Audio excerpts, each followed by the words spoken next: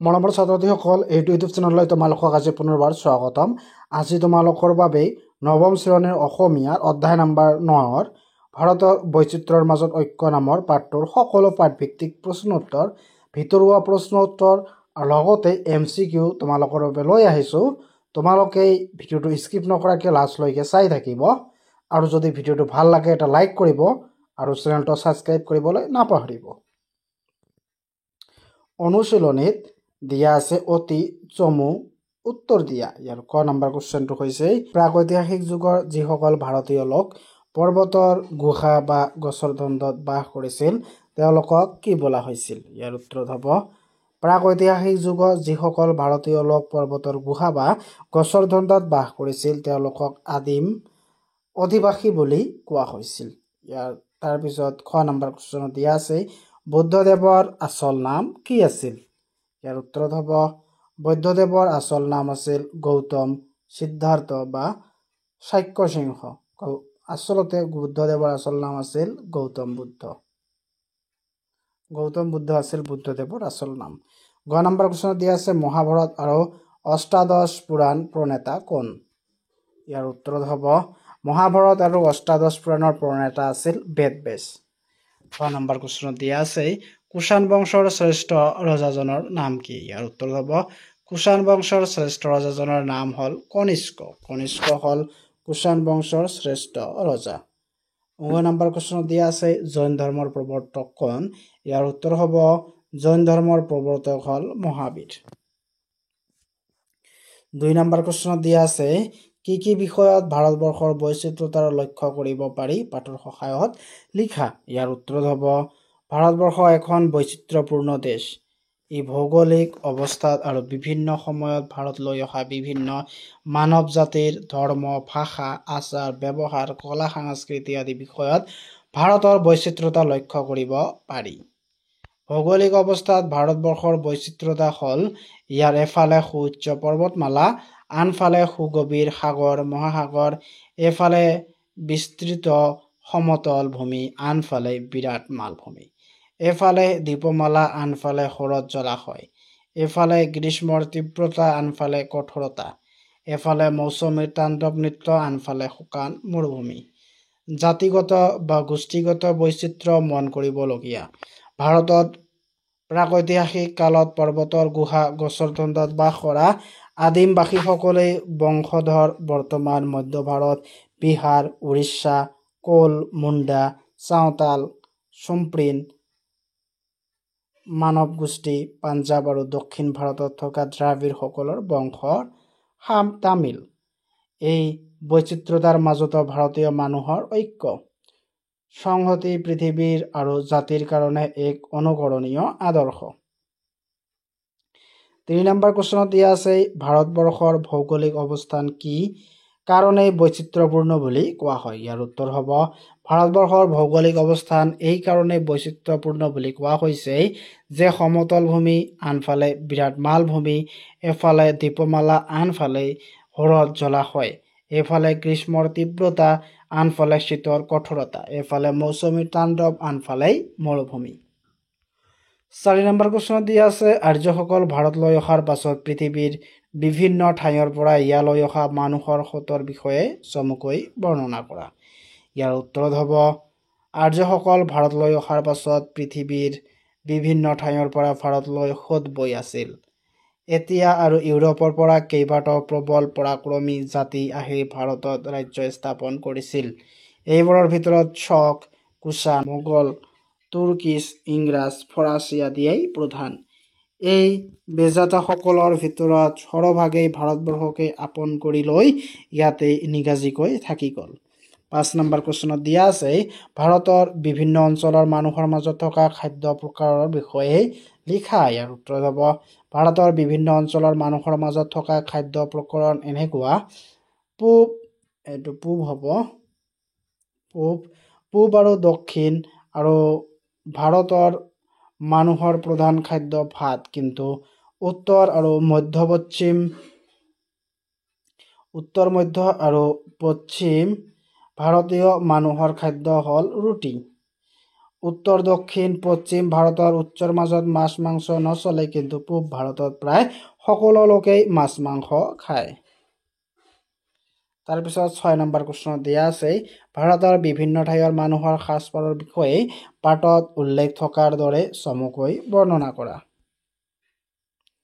ইয়াৰ উত্তৰত হ'ব ভাৰতবৰ্ষৰ সাজপাৰৰ বিভিন্নতা বাৰুকৈয়ে লক্ষণীয়। পূব ভাৰতৰ মতে মানুহে পন্ধ মাৰি চৰিয়া পিন্ধে, কিন্তু দক্ষিণ ভাৰতত ব্যৱস্থা নাই। চৰিয়াখনক লুংগিৰ দৰে ব্যৱহাৰ কৰে। উত্তৰ ভাৰতত পায়জামাৰ ব্যৱহাৰ বেছি, কিন্তু বৰ্তমান কালত অৱশ্য লং পেণ্টৰ প্ৰচলন বেছি। ভাৰতীয় নাৰীৰ মাজত শাৰীৰ আদৰ বেছি যদিও তিৰোতাই মেখেলা চাদৰ আৰু উত্তৰ ভাৰতৰ তিৰোতাসকলে চুৰিদাৰ পায়জামা আদিৰ ব্যৱহাৰ কৰে। 7 নম্বৰ প্ৰশ্ন দিয়া আছে, আৰ্যসকলৰ পাছত ভাৰতবৰ্ষলৈ অহা দুটি বিদেশী জাতিৰ পৰিচয় দিয়া। ইয়াৰ উত্তৰত হ'ব আৰ্যসকল ভাৰতলৈ অহাৰ বহুদিনৰ পাছত এছিয়া আৰু ইউৰোপৰ পৰা কেইবাটাও প্ৰবল প্ৰতাপী জাতি আহি ভাৰতবৰ্ষৰ ৰাজ্য স্থাপনৰ চেষ্টা কৰে। সেইসকলৰ ভিতৰত শক, কুষাণ, পাঠান, মোগল, পৰ্তুগীজ, ইংৰাজ, ফৰাচী আদি প্ৰধান। শক এটা যাযাবৰী জাতি।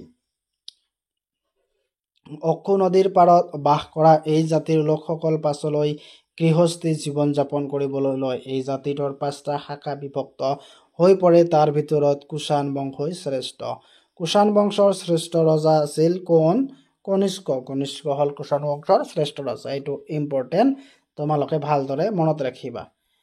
পৰ্তুগীজ সকলে ইউৰোপৰ পৰা আহি ভাৰতত গোৱা অঞ্চলত বসবাস আৰম্ভ কৰিছিল। তেওঁলোকৰ আগমনে ভাৰতত ইউৰোপসকলৰ প্ৰব্ৰজন আৰম্ভ কৰিলেই। তেওঁলোকে সাহসী নৌবিদ্যাত পাকৈত জাতি আছিল। 8 নম্বৰ প্ৰশ্নত দিয়া আছে, যিবোৰ বিভিন্ন দিশত ভাৰতৰ বৈচিত্ৰ্য আনিছে সেইবোৰ আকৌ স্থান বিশেষে ঐক্যৰ সেতু নিৰ্মাণ কৰি দিছে। এই কথাষাৰৰ মাজেদি কি বুজাবলৈ চেষ্টা কৰা হৈছে চমুকৈ লিখা। ইয়াৰ উত্তৰত হ'ব ভাৰতবৰ্ষ এখন অতি পুৰণি সুসভ্য ঐতিহ্যপূৰ্ণ দেশ। পৃথিৱীৰ বহুতো দেশ এতিয়া অজ্ঞাত আন্ধাৰত বুৰ গৈ আছিল। তেতিয়া ভাৰতবৰ্ষই দৰ্শন, বিজ্ঞান, সাহিত্য, সুকুমাৰ কলা আদি বিভিন্ন দেশত উন্নতিৰ চৰম সীমা পাইছিল।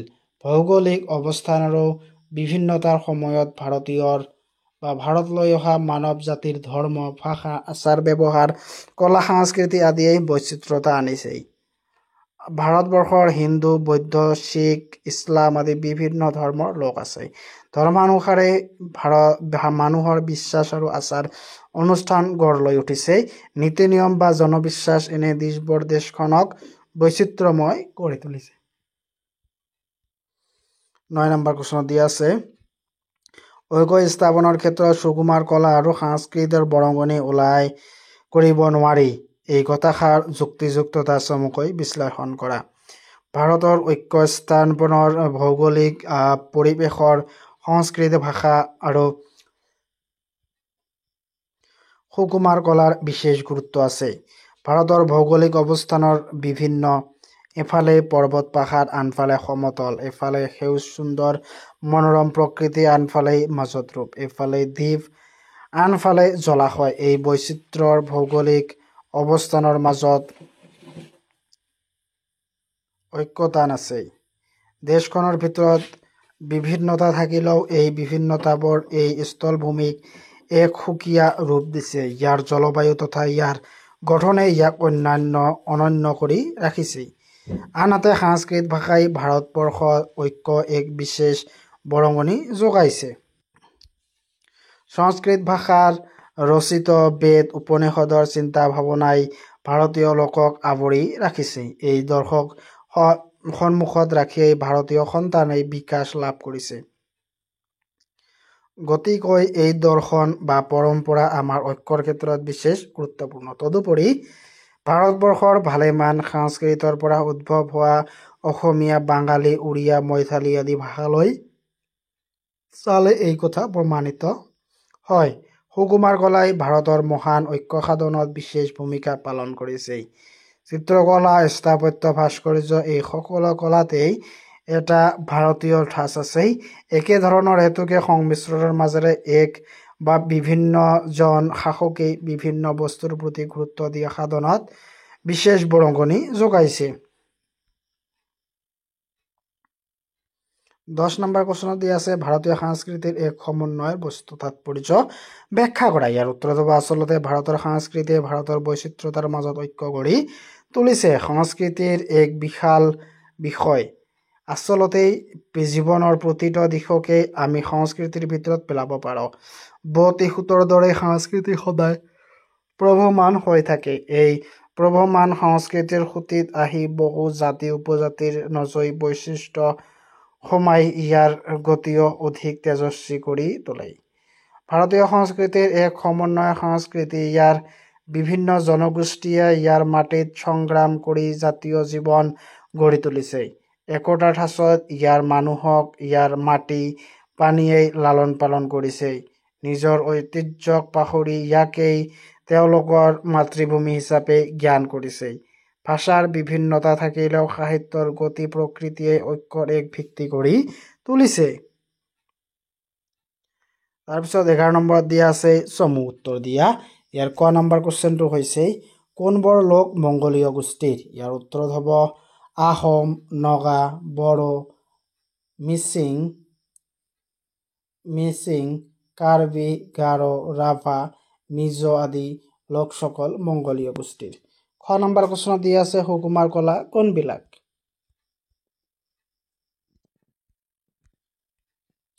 ইয়াৰ উত্তৰ হ'ব সুকুমাৰ কলা কোনবিলাক? ইয়াৰ উত্তৰ হ'ব কবিতা, সংগীত, চিত্ৰবিদ্যা, কবিতা, সংগীত, চিত্ৰবিদ্যা, স্থাপত্য আৰু ভাস্কৰ্য এই পাঁচবিধক সুকুমাৰ কলা বোলে।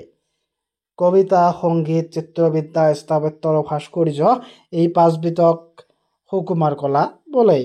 গ নম্বৰ কুৱেশ্যনত দিয়া আছে কি গ্ৰন্থই প্ৰাচীন কালৰে পৰাই ভাৰতবাসীৰ চিন্তাধাৰা আৰু আদৰ্শৰ ক্ষেত্ৰত ঐক্যবদ্ধ গঢ়াত সহায় কৰে? ইয়াৰ উত্তৰ হ'ব বেদ, উপনিষদ, গীতা, ভাগৱত, ৰামায়ণ, মহাভাৰত আদি গ্ৰন্থই প্ৰাচীন কালৰে পৰাই ভাৰতবাসীৰ চিন্তাধাৰা আৰু আদৰ্শৰ ক্ষেত্ৰত ঐক্যবদ্ধ গঢ়াত সহায় কৰে।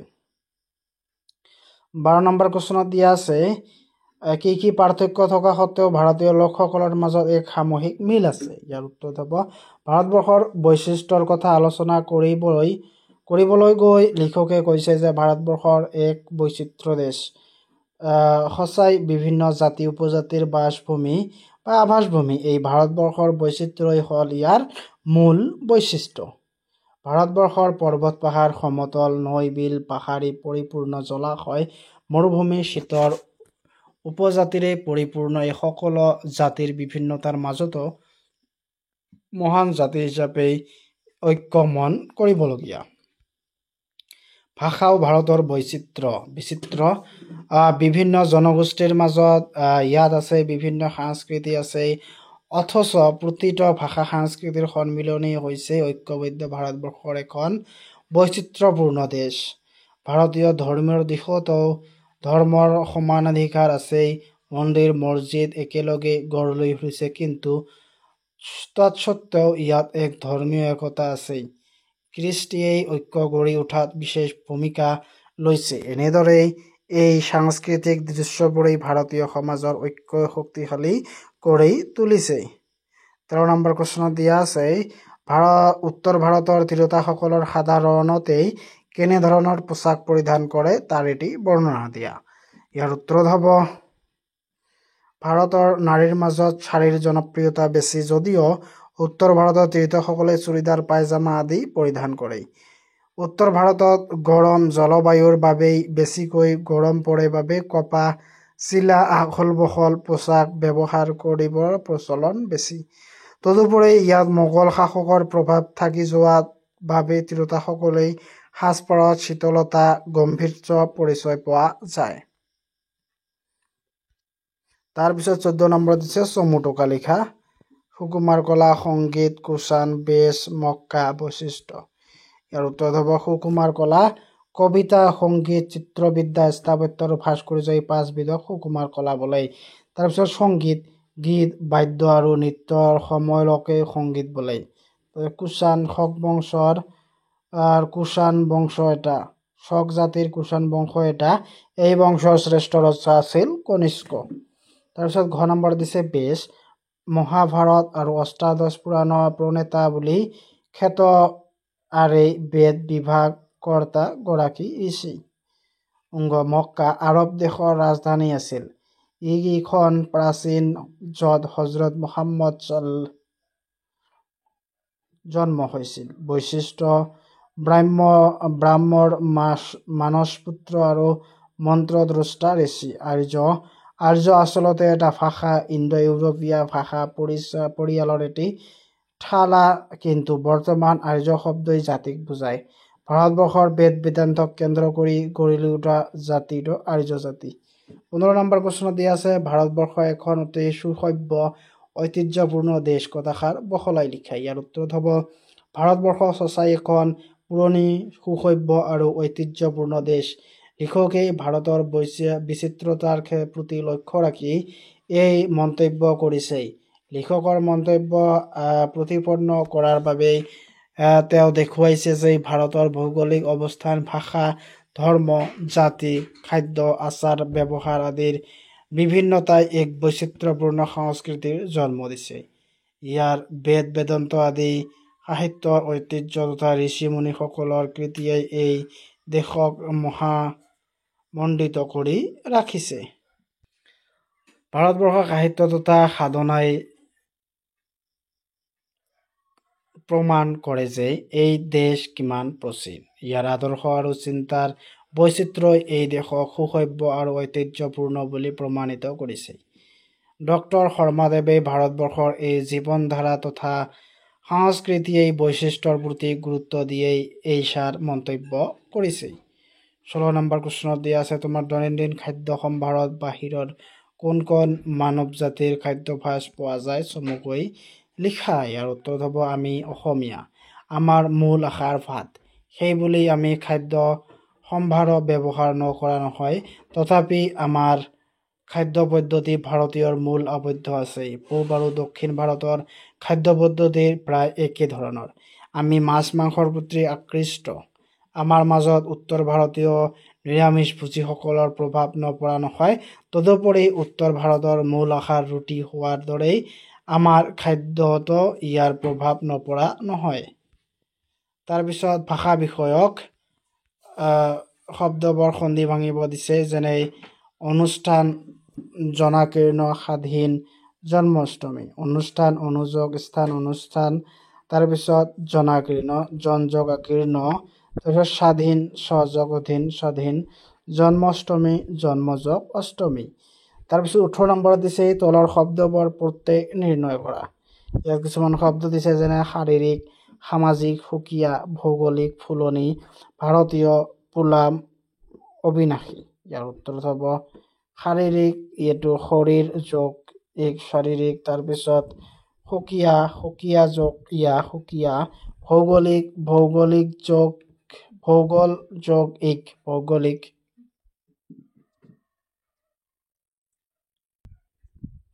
তাৰপিছত ফুলনি ফুল যোগ,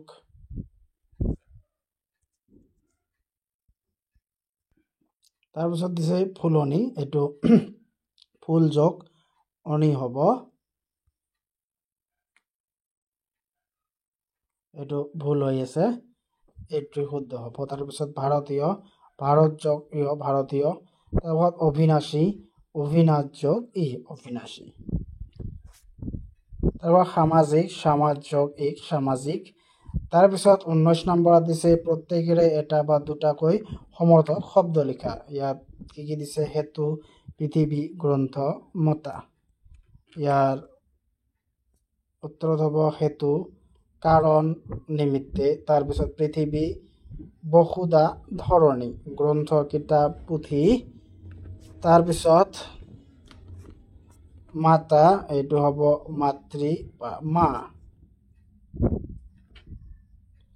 তাৰপিছত 20 নম্বৰত দিছে বিপৰীত শব্দ লিখা।